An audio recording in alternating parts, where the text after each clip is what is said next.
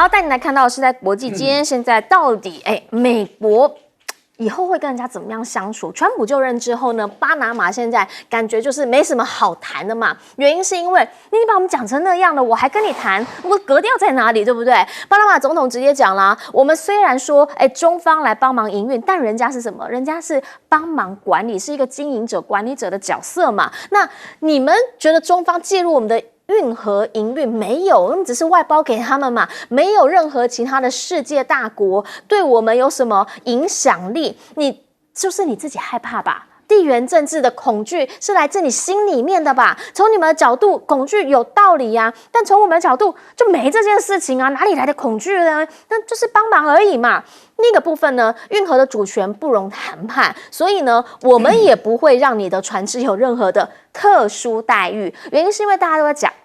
他为什么这个时候讲这个？是不是想要让美国再次伟大，让美国你们都从我这边凹好处，我也要凹你们好处？但他就直接告诉你了，我也不会给你特殊待遇。好，甚至呢，川普现在呢，大家就在讲这样子一做，有可能反而把巴拿马推向中国。你必须要理解一件事情啊，在现在那个南美是已经开始有点左倾了，对吧？那另一点来看呢，人家长期以来这几年来跟中方的一带一路的运作上面确实也是好，那他对于巴拿马的这些基础建设的帮助你也确实有看到。那如果你又这样子对他，是不是反而把人家给推向中国了呢？南边是这样的一个状况，北边呢？北边早就已经开战了。好，加拿大的财长跟外长呢，现在都到了佛州会晤川普的官员，原因是因为他们正在努力避免一场可能的毁灭性贸易战的发生。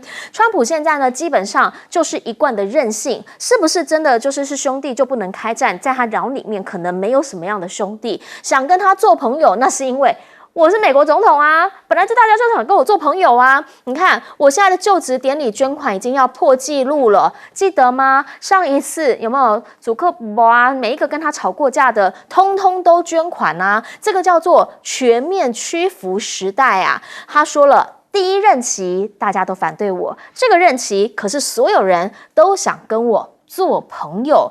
维基百科现在说是不是会改成这个其他的名字？好，马斯克呢现在就直接讲了，说他认为啦，维基百科基本上他就觉得里面有很多东西都不对，所以呢他现在就说，如果真的改名成功的话呢，他要出10亿元。而到底有没有可能马斯克功高震主被美国给驱逐呢？现在呢传出拜登考虑要撤销他的公民身份，甚至网络上面还有赌盘正在开。马斯克现在基本上大家都知道他是一个蛮实事求是的商人嘛，那也因为这样子，所以他跟川普是很合的。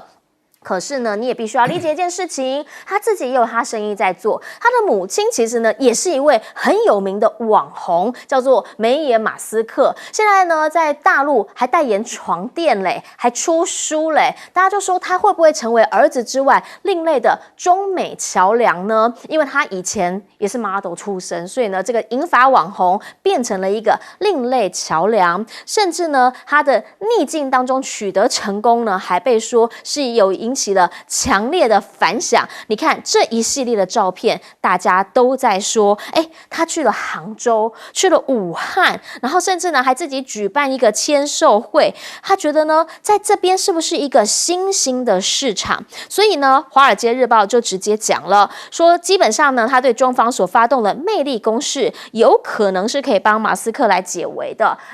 如果是这样，那美中之间在川普就任之后，所谓的美中关系会不会其实真的有所谓的民间管道？这件事情就挺有趣了。来请教一下亮哥，您会怎么样来看所谓巴拿马？我们从巴拿马开始好了。巴拿马这一次，我觉得真的是被气到了，是不是？我觉得川普可能是把一些中国大陆在这边的经营状况夸大了啦。因为美国是巴拿马运河第1大用户，中国是第2大用户。对。那因为中国大陆有基建能力嘛，目前巴拿马运河正需要拓宽，还要疏浚，所以自然而然就会有人去找中国协助嘛。那川普大概把这个用地缘政治来解读了，就觉得说哇，你这里都要来啊，那事实上，美国在历史上，这个1989年那个 Noriega 那个事，大家应该还记得嘛？对。所以巴拿马当然记忆犹新啊。当年那个是因为基本上这个是一个军事独裁者嘛，那选举的结果他不承认，所以美国就出兵了，美国出了27000人，那把诺里黑卡给抓到美国去坐狱，那个就把他关起来，就是关起来。那后来又放回去巴拿马，又继续做监牢这样，所以这个当然中南美洲有很多国家还有这个记忆啊，89并不久啊。有很多国家事实上都被美国这样搞过啊，中南美洲的政变嘛，这个也包括智利嘛，对不对？那个智利那个左翼的总统不是被政变吗？瓜地马拉也被政变过，这例子太多了啦。所以你这样强势对巴拿马，人家当然就立刻联想起来了。我觉得川普真的很奇怪啦，他即将上任那结果现在感觉是在向中国示好邀请习近平去参加就职典礼，然后对他最亲密的弟弟加拿大出重手，然后莫名其妙去讲说格陵兰我要，对，去得罪丹麦跟挪威，那现在又对巴拿马出说这我要，又得罪周边的国家，那这个人真的很奇怪所以我认为他可能不是像拜登这样失智可是他疯狂起来，其实那个效果跟失智还更厉害疯狂起来这个坦白讲对他不会有好处的啦，因为未来我现在可以想象了，他会退出很多多边组织啦，就退群嘛。是，可是真的要有一些比较困难的外交协商，以他这样的作为我恐怕都会引起很大的反感比如说北约，他上个礼拜也莫名其妙说，北约每一个国家都给我国防预算增加到5%。对，我觉得这个等于是疯了嘛。33个北约国家，人家好不容易已经有23个国家增加到2%，你现在又说5%，你这种人家怎么跟你做朋友所以我坦白讲，明年因为我们这个易经大师刘君祖老师最近又做了卜卦明年是大事不断国际上风起云涌我估计变数的来源可能都是因为川普可是到底是不是对美国有利很难讲是像他这样随便说随口放话，连盟友都得罪，他现在已经形成了一种印象，就是美国没有盟友你这样人家怎么跟你往来呢这种作风一定会导致他很多盟友开始自求多福了。我认为最近日本就是非常明显努力在跟中国缓和矛盾，而且不排除明年石破茂可能要酝酿高峰会，他可能会去访问中国。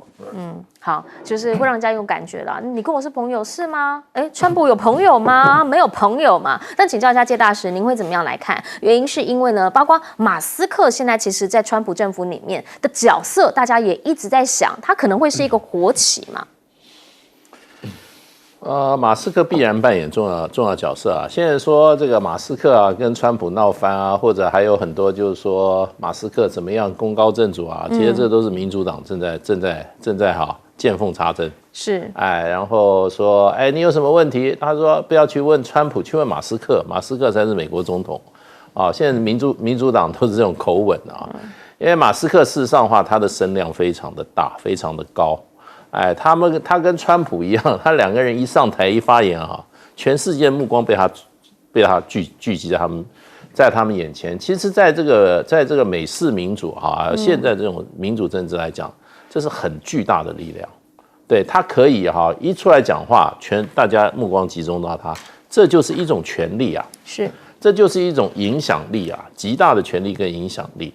所以我想就是说，在他们两人闹翻之前，我想他两个人会主导这个所谓的不只是美国的 political agenda， 就是美国的政治议程，他们试图还主导世界的政治议程，全世界都在等着他们两个上台对不对？1月20号还没到，他们已经闹得天下鸡犬不宁了。很多国家现在怎么样，在那边严阵以待啦。巴拿马总统已经怎么样，这个惴惴不安了。对不对？那个中南美国家也都惴惴不安，这可能就是川普的伎俩啊！我还没来叫你们通通怎么样，通通啊，先把你们吓一吓，警告你们一下。川普讲巴拿马，他不是说就是说就是说讲完以后放完炮以后就没有了哦，没有哦。你要看他的那个他的社交网站，他12月23号他连 po 2个文哦，这也就是巴拿马总统严正出来说明说，他说这个巴拿马这个运河是属于巴拿马的然后呢这个现在是如此，未来也将是如此，是讲得蛮强硬的，结果呢，川普在第二天的他讲完话，第二天他的Truth Social网站他就把这一段写完以后，下面加一个照片。巴拿马运河旁边就是川普从上而下这样鄙视的那个眼光，然后呢上面再加上川普的一句话，川普自己写了只有严格说起来应该是4个字，We'll see about that。他说我们看着办，也就是说你今天巴拿马这样讲，我看着办。结果呢这张图刚发完又发一张图，这张图更怎么样？更这样。他把巴拿马运河又贴出来了，上面插一张美洲国旗，然后呢加了一行字，他说 "Welcome to the United States Canal"， 就欢迎来到美国运河。美国运河，你看看，你要跟他呛，他比你连2图来呛，所以呢，我觉得他也不是真正开玩笑的，他是想要有所作为，不过都是以别人的领土为代价吧。好，必须要讲刚刚那张图来这边呢，就在这里它就是这样子，好没有？直接就看着运河那个表情，是不是有点很讨人厌？有没有？好，来，这个就是川普他现在心中的感受。巴拿马运河是巴拿马我们出钱修的美国运河，但是听到巴拿马人耳里面就超级不开心嘛，所以我现在你连优惠我都不给你 ，favor 我一概不给。来，赖老师。我觉得川普来说的话，他说美国人修的，其实美国人已经从这条运河不知道赚回多少倍的钱了也够了所以后来名不正言不顺，最终吐出来了。吐出来以后，川普想把它再抢过去，我觉得不容易。但是他也不会没有作为那目前我的估计是这样的对于巴拿马政府来说，当然他要守住这条运河。那如果川普要硬抢，我觉得在国际之间是不太会答应的。那美国如果说那你要怎么样，我就是最大，我觉得这个对于美国在国际间还有美国在国内间都会有问题。但是他可以透过这个方式来施加压力，施加什么压力呢？要巴拿马政府让步。那让什么步？因为明年2025年要涨价了嘛所有的运费都要涨价。我初步推断了因为这个巴拿马的总统他说，我不可能说对你这个美国单独的变得比较便宜，其他的国家这个这个运费这个通过费要比他贵，他这样的话我没办法做生意，也没办法做人嘛。那我个人的推断是这样子，就是说他很有可能对于军舰的通过，他可能会比较便宜，也就是另外的计价。然后一般的邮轮、货柜轮，它是按照这个正常的一个计价的方式。那我们都知道，走这条运河的最多的军舰是美国的军舰，对，而不是其他国家的军舰。那这样的话就符合美国人的利益了。所以我的推断是，这位总统他要等到川普上台了以后，亲自跟川普好好来谈这件事。那很有可能就是他的准备的让步的方案，大概就是让你军舰比较便宜，但是他不能够只图利于说美国的军舰比较便宜，它变成全世界的军舰都比较便宜，但是因为经过率最高的是美国嘛，而不是其他的国家。那这样的话，它可以是损害最少那损害最少你也知道不得不了嘛，因为川普就是强要了嘛，那你就只好以最损失最少的方法来处理。川普很自豪的说，我在第一任的时候，大家都把我当敌人，都瞧不起我、攻击我、侮辱我、批评我。现在第二任的时候，大家都把我当朋友都争先恐后来当朋友。我觉得他弄错了川普从头到尾都搞错了。第一任的时候，大家确实是瞧不起你，把你当笑话。第二任呢，我们可以很明显的看出来，他的对手把他当笑话，因为他的对手现在都在站在旁边在看他的笑话，不管是俄罗斯也好，不管是大陆也好，或是其他国家都在看你怎么再继续惹出笑话来。也就是说，你格陵兰抢得过去吗？你巴拿马运河你抢得过去吗？你要对于你的盟友都要加税，我们来看看你怎么加。所以他现在的情况是这样子，他的盟友怕得要死。川普唯一的最伟大的作为就是让他的追随者、他的盟友怕得要死，他的对手站在旁边看他的笑话，这就是川普最伟大的功劳。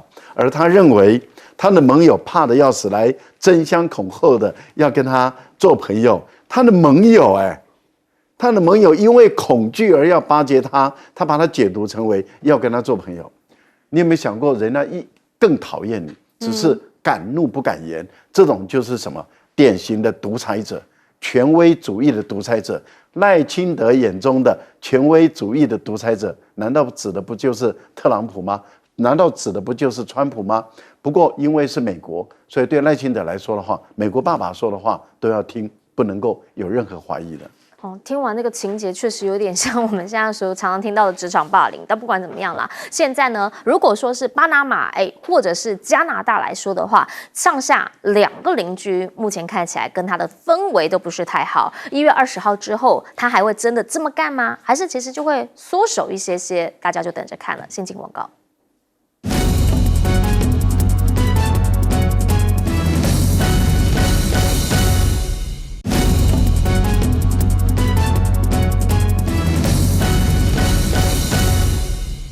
好，我们来讲哈，美中之间他们之后会是一个怎么样的样貌？不管怎么说，拜登呢虽然说临走前留了很多这个坑坑巴巴的洞，故意给这个川普一点点难做的点。好，可问题是呢，现在来看到的是，他们现在呢科技合作协定还是续签的。那中方这边讲本来就是嘛，大家合作都能够让彼此更加的伟大。好，可是问题是在 EUV 还有 DUV 的部分，现在卡的还是卡。那所以呢，大家就开始在讲啦。如果说艾斯摩尔讲美国呢，确实就是禁他们去卖这个 EUV 的曝光机的话，那基本上啦，在目前虽然是落后，可是之后呢，大陆他们自己比较简单的 DUV 很可能大突破，那做完真的是量产之后，就不是只有中国的市场不买你艾斯摩尔，而是什么？是它就跟你全球化的竞争，你的市场也会变成它的市场。而现在呢，中方看起来是赶紧在追赶西方的 AI 模型，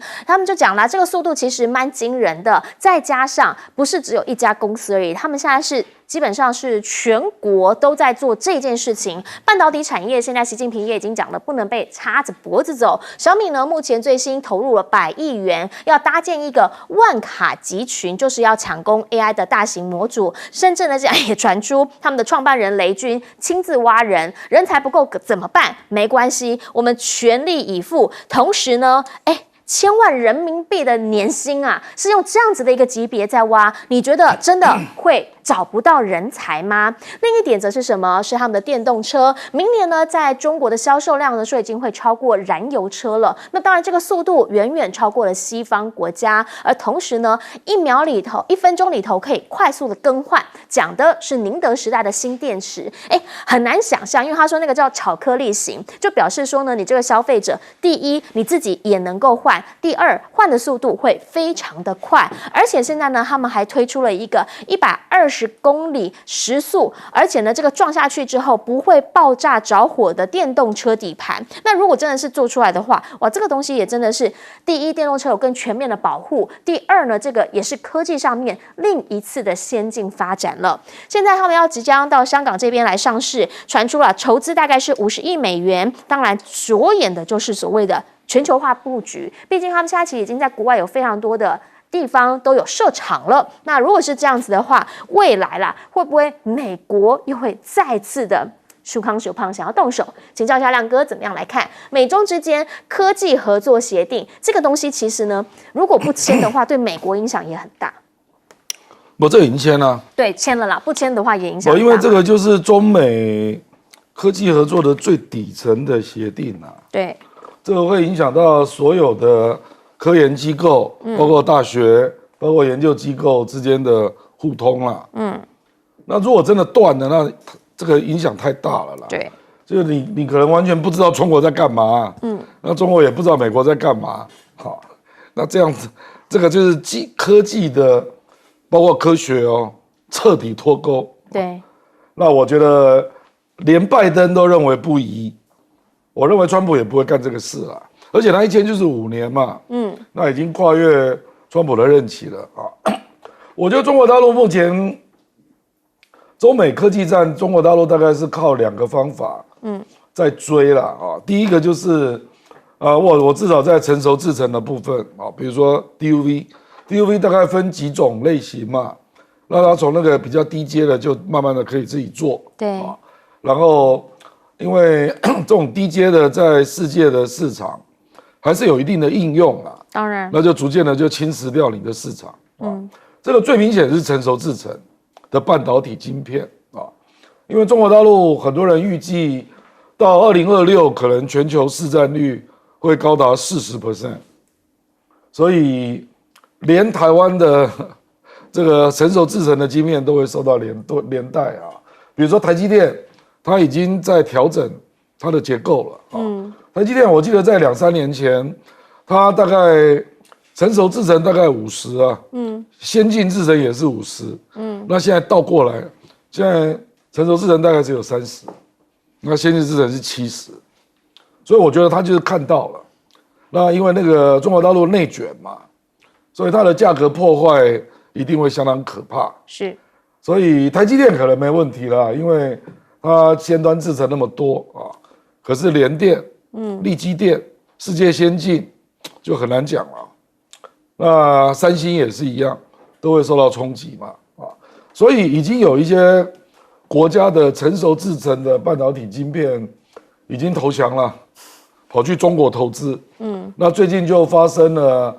那个德国的英飞凌啊，对，还有恩智浦，都去大陆投资，就是成熟制程的半导体晶片啊，这个有点类似电动车啦，就是中国大陆就是做出来了嘛，那都比你便宜啊，那所以德国的汽车厂商就只好去中国投资，或者是合资啦，然后因为这个钱不能不赚啊，所以我觉得这个恐怕正在蔓延到非常多的领域了，是，这个是第一招啦，就是中国大陆的，就是它在低阶、中阶慢慢这样追上来啊。那第二个就是比较高阶的，比如说我们说华为的手机啦啊，它可以做7奈米或者做出5奈米的效果，它就是硬做啊。比如说是不是重复曝光，那搞不好成本比较高，可是我就是要做出来啊。那另外一个就是从其他的地方来增加速度啦，那就是软件，就我们讲软体啦，它就用各种软体来增加一点速度，这样。那这个坦白讲，在很多领域也都已经发生了。好，那么想请教一下介大使，您会怎么看？其实我们就是如果说看制造层面的话，当然就是说在这些所谓的这个先进制程上，中国大陆因为没有这个工具啊，没有这个极紫外光机啊，它当然受到一点影响了。不过现在看起来就是说，华为它自己的力量啊，它这个在没有极紫外光机它生产的这个麒麟9000、麒麟9001的晶片啊，它有7奈米的这个效能，这个效能。所以怎么讲怎么做的，大家都在猜，可是他是做到，对，他的手机也已经上市了。那所有这些国际的这些半导体研究机构、制造单位都拿去拆过了，都把你的晶片从头到尾看清楚了，对不对？你的效能就是在那个地方。那而且它也证明是大陆自己制造的，是，不是说什么透过管道去偷来，不是，就自己制造。那所以这个就变成就是说。这个我认为 ASML 的这个 CEO 这样讲我觉得他有点夸大他们自己这个极紫外光机的性能啦。对，因为我觉得华为在这个麒麟9000、9001的这个突破上，其实我觉得对这个 ASML 来讲是蛮大的威胁的，蛮大的威胁，因为它是独家的。那如果说不用你的设备也可以做得不错的话，那 ASML 的这个将来前景不看好嘛。所以我觉得他讲那个10年、15年，是我听过所有听到说中国大陆在这个所谓的先进制程上落后的年限不太科学，10到15年不太科学。另外一方面就是说，其实现在我们讲制造面，可是我们讲在这个应用面上面其实中国大陆是跑得比美国快很多。你光华为来讲的话，它这个它跟苹果是重叠的，都是做智能手机的嘛，对不对？可是华为已经成功跳到什么？华为已经成功跳到电动车，然后电动车、汽车制造，它的整个汽车作为新的载台，那应用它的所谓的这个模型，大的运算模型。大的这个云端这个怎么样？这个储存还有算力它都结合在一起了。那现在你可以看出来，我们刚刚讲小米的意思也是走华为这条路，也是做一个手机的制造商出发，他已经把其他的所谓的相关的这些产业都一起都怎么样形成一个新产业链。回过头来，你看美国的苹果有在做吗？对不对？甚至三星有在做吗？所以我觉得就变成说，未来大概这个领域大概就是中国这几个厂，大陆这几厂是可能会独领风骚好，请教一下赖老师会怎么看？如果在科技领域里面，大陆没有很多领域是领先，美国怎么可能以现在那么敌对中国的情形下，怎么还可能愿意跟你签合作协议？那这个就是因为在未来人类的10大科学领域中，大陆有7项是领先的，美国领先3样。那生物科技已经快要打平了，所以形势比人强嘛。那美国现在要打压中国，他知道如果他不续签的话，美国自己本身也是损失，而且损失很大，所以他当然想要续签嘛。那也就是说，续签两双都有好处，而不续签两方都没有好处。当然，那这个当然就是你要有实力，你才有说话的空间。所以这个不是美国人给中国恩惠这是一个美国也不得不跟中国合作，因为他知道他不想做太大的损失。目前在晶片这个部分大陆采用2步走的策略。第一步就是在经费的投资里面，政府跟民间企业扮演的角色不同。政府更多的是透过他的大学研究机构做前沿的这个研究，也就是说商业的利润收回来的比较低，但是对于关键技术的突破必须要集中力量做的比较大，所以大陆在这个部分里面由政府投下重资来做。另外，民间企业里面做的就是商业运转的产品，成熟制成的，也就是能够商品化的东西。所以你会看到，不管华为或是小米，或是中芯国际，或者是你慢慢的听到了很多大陆的网络公司，百度，他们全部都在做。那这个是什么呢？两边都同时进行。民间企业的资金是庞大的，政府的资金、募集的资金跟政府发行的超长期公债是双轨一直来做。我觉得这个迟早会突破的。第二条路就是采用战略，这个战略假设我们就是按照这个光刻机阿斯莫尔他的 CEO 所说的，就是由于中国大陆没有这种极紫光没有这种最先进的光刻机，所以大陆的晶片半导体它会落后15年。那我们把落后的晶片，也就是我们所谓的成熟制程的晶片，把它比喻作是农村的话，那先进制程的把它比喻就是城市了。那问题就在于，并不是大部分的企业都能够做出先进的制程的晶片目前来讲，就是台。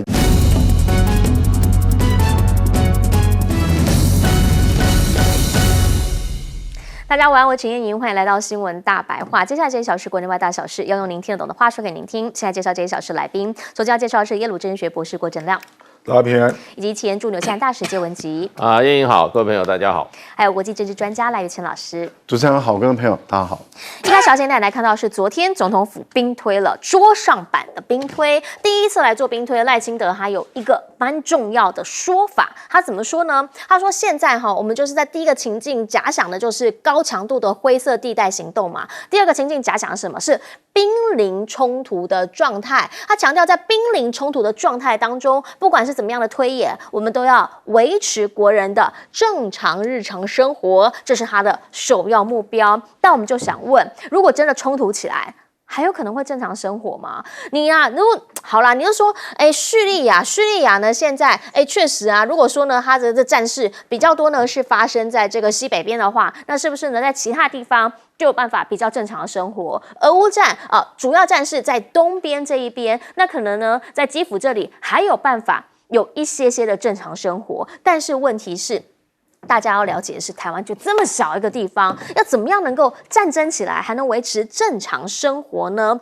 另一个讯息也很清楚的告诉你了，他说，如果你在真的有所谓的战争状态下，听到我们投降，台湾投降，这绝对都是错假讯息。这是林非凡讲的，说任何时候听到台湾投降，就一定是错假讯息，大家要小心被认知作战。换句话说，那绝对怕不退啦，打到最后的一兵一卒。只是说，现在川普即将要就任，大家也很担心啊。目前我们在两岸关系当中，如果呢我们跟美国这边依旧你认为美国一定会来救你的话，这合理吗？台湾是不是有可能会被人家给卖掉呢？美国学者现在告诉我们，我们就是鲸鱼之间的小虾米，很脆弱，你自己要当心。中美之间呢，现在是什么样的状态？中美之间现在是被发现了，在我们的东部这边说有电磁战的交锋。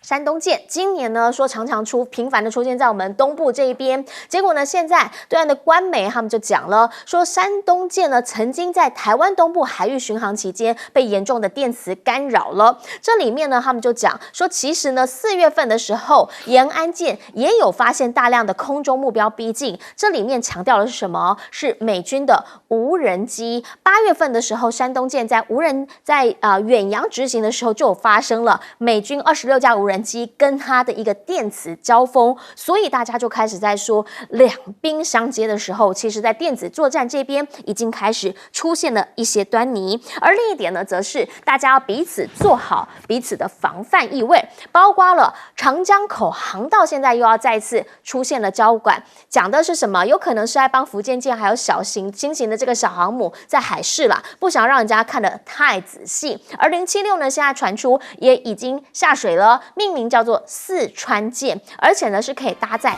定翼舰的。而在目前为止，你所看到这个画面就是四川舰，它满载着排水量4万余吨，还有双舰岛式上层建筑以及全中通飞行甲板。那这里面呢，它可以搭载直升机，可以搭载2栖设备，当然就能够提升他们的远海作战能力。只是这一些都是在中方这边他们军事上面的进展。对于中美两军之间的交流，中方现在强调，你千万要注意，不要认为这个交流是一个作秀啊，他觉得要有实质的意义。同时呢，他也讲，两军现在交往的困难还有障碍，都是对方美方所造成的。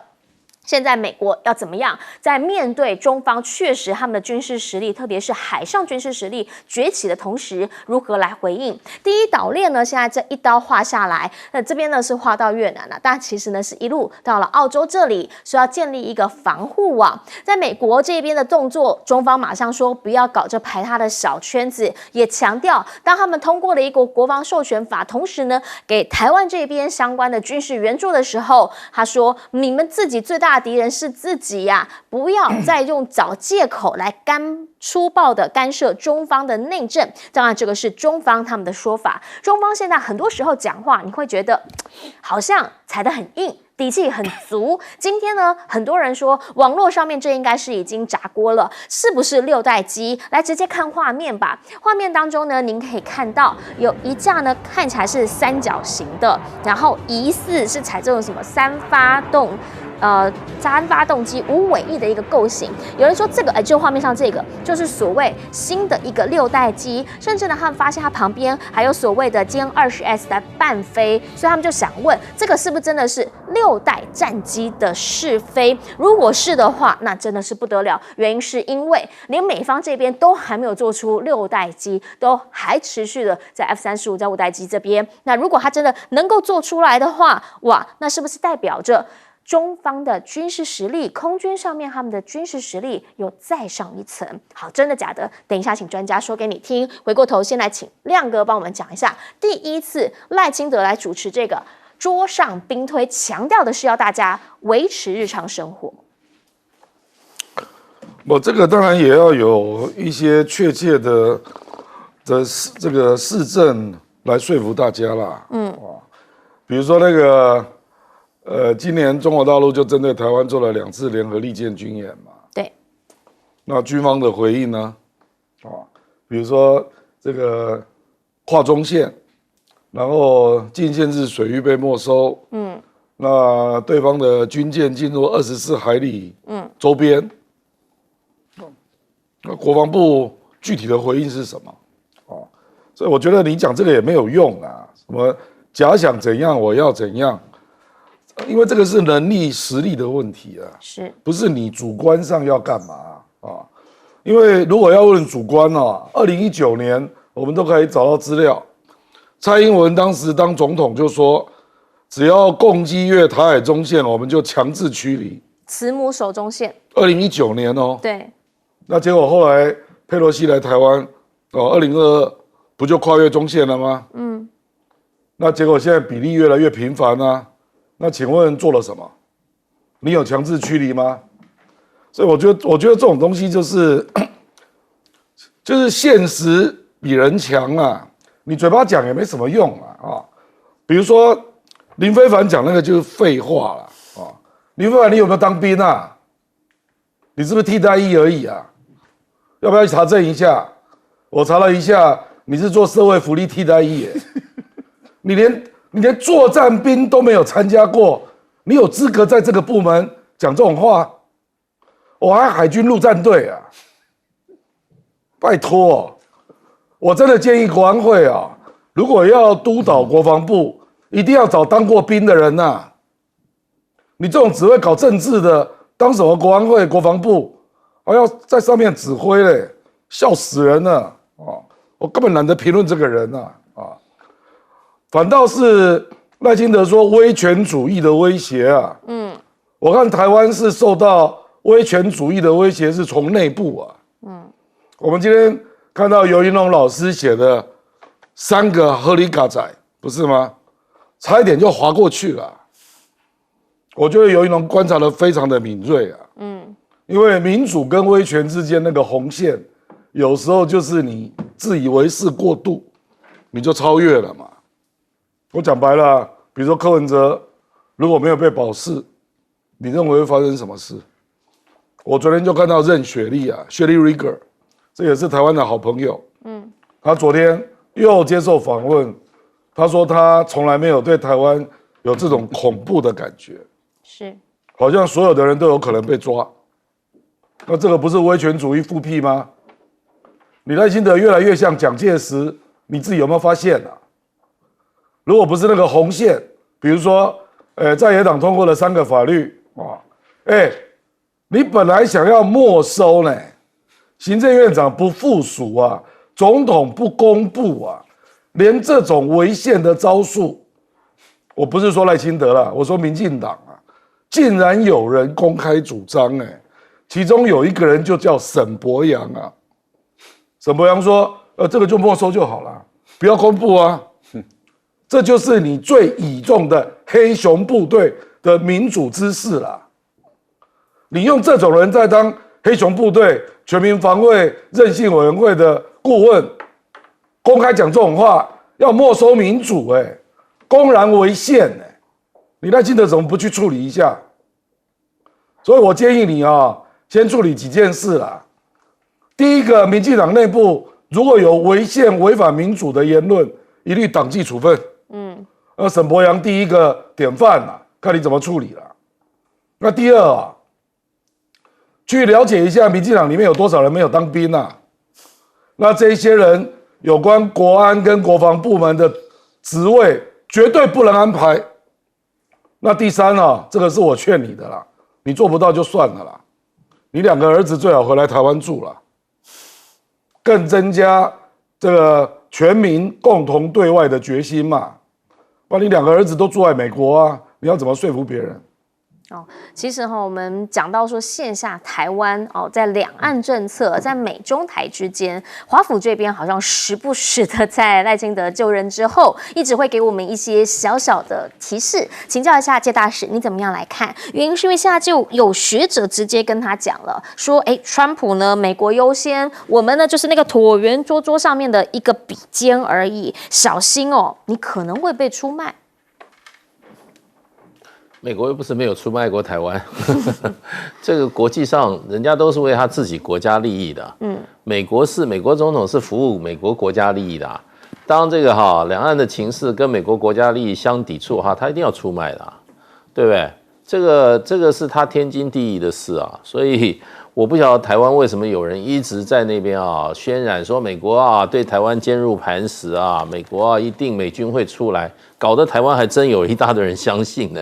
这些人这个我觉得欺骗不能欺骗的而且你今天负责政策的，你不能什么都靠外援你要靠你自己那我们看到这个赖清德又搞什么，就是说桌上兵推这些我告诉他这个战争一发生人民就没有办法维持正常生活战争发生前就已经不能维持正常生活了，还战争发生时候你还维持正常生活，对不对？不管你是灰色的还是什么色的，我跟你讲，很多为什么前一阵子什么很多学校的男生都移民了，都送出去了，就是你战争的阴影嘛。你再去看看我们这个资金的流动，对不对？为什么有人说台湾人有一半的钱都不放在台湾？这是战争的阴影就已经让你没有办法什么正常日常生活了。这个是3岁小孩都觉得都知道的道理那现在你天天都在搞什么？都在搞备战，哇！一天到晚备战，这个总统真的是闲阴谋代机就是每天就是在那边备战，不是买军火就是喊话，就是跟对方怎么校正。说穿了你不但你每天搞备战，你还在引战呢。我们今天很多人认为你根本就是在引战。你应该要做的，你要为台湾这块土地对得起台湾这块土地，对台湾2300万，你要想办法去避战，不要一天到晚在那边引战备战。没有人跟你一样都是天天想台湾独立的，我们真的就是想搞台湾，在台湾过一个好安稳的日子。你为你那个永远实现不了的那个政治理想，把台湾一直往战争里拖是什么意思？一天到晚往战争里面拖，看他的动作都跟战争有关，要不然就是在战争的边缘，这非常危险你今天讲再做实质兵推，不如回应一下吧。大陆上海市已经人家的那个团到台湾的旅游团已经橄榄枝递过来了，你到现在有没有回应对不对？你要降低两岸的这个敌意嘛，你要获得一个怎么样？获得一个两岸之间，尤其人民之间的互相的怎么样包容跟接受你不要带着一天到晚搞得台湾讲到大陆就好像跟咬牙切齿不共戴天。你这样弄下去，你不是在引战，你在干嘛？所以真的呼吁他要为了天下苍生着想多做一些怎么讲避战，然后对两岸关系和平发展有利的事，然后呢，你才对得起这边的人民。而且呢，说实话，这边也不是所有人民都投票给你你要照顾所有人，不要为了你自己的政治意识形态把大家都拖向战争其实，若务实一点来看目前美中之间他们在军事实力上头，跟以往我们想象当中已经开始出现一些变化了。来请教赖老师。而这个变化越来越明显了首先看到076，这是新一代的这个两栖攻击舰它比075还要再更强，4万吨。以目前来讲，美国跟日本的两栖攻击舰都比不上这一艘的076的两栖攻击舰。为什么？这个道理很简单，它有这个电磁弹射器，而且它有拦阻索，所以它不但是可以起降战斗直升机、通用直升机以外，它的大型的无人机、固定翼的无人机都可以从这个两栖攻击舰准航母来起飞而且它采用的就是属于双导舰的一个方式，因此它的这个甲板的起飞的速度可以非常的快，降落的速度也很快，所以它的作战力跟攻击力当然就比现有的已经造成的像日本的出云号啊这个轻型航母啊，或者是美国的两栖攻击舰还要强大，因为美国的两栖攻击舰现在来讲它还没有这个电磁弹射的这个能力，所以它对于固定翼的大型的无人机它是没有办法从这个地方来去起飞的，所以我们可以看到啊，这个目前来说，大陆的解放军的这个武器装备的发展啊，不只是赶上美国，其实在若干的部分里面已经开始超越了。例如说，我们所知道的歼20，它已经超越了啊这个 F-35，而且超越了很多啊，这个大家都知道事实。那另外，网络上目前在流传的，就是这个画面，这个所谓的第6代战机，我比它保留。哦，你比较保留，我比它保留啊，因为道理很简单了哈，因为就这个画面，没有其他的画面。是。那我想那么多人啊，也如果因为如果它飞得这么的近，那不管是2架歼20做伴飞啊，一个6代机，它的声音不会很小。OK。好，因为如果是真正的这个战斗机的话，它的声音量是很大的啊，基本上来讲。应该可以听得到。还有就是，这个跟过去大陆的实验机啊，就是我们讲的，就是验证机是有点不太相同的。过去大陆的这个战机在做试飞实验的一个阶段的时候，它通常采用黄漆为主，就是黄底漆，黄底漆它会做各种它的测试的标志。例如说，它今天要测试哪个部分里面，我们会看到它会有一些标志，然后一些仪器慢慢的就会装上去。所以它每一次的这个测试完了以后，我们看到它下一次在测试，它的标志就会不一样，样貌会不同，样貌会有一些不一样，会做一些调整啊。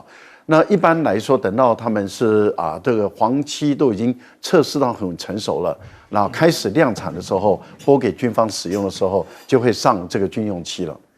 目前来讲，第一次第6代战机马上用这种军用漆，我会比它保留。我觉得这一步跨得很大，跨得很大。而且一般来说的话，就是说，会在城市群聚落的地方来做试飞，也不太合常理。一般来说的话，在沙漠地带啦，或者在实验机的地带或者是在森林人机罕至的一个地方来做这个试验还比较合理一点。那么在城市的上空人口居住的密集地来做实验飞行，我觉得这个我保留了，我大概只能这样讲，我比较保留。当然我知道大陆网友兴奋到不得了美国有很多军事专家也很感叹说，如果真的话那怎么办啊？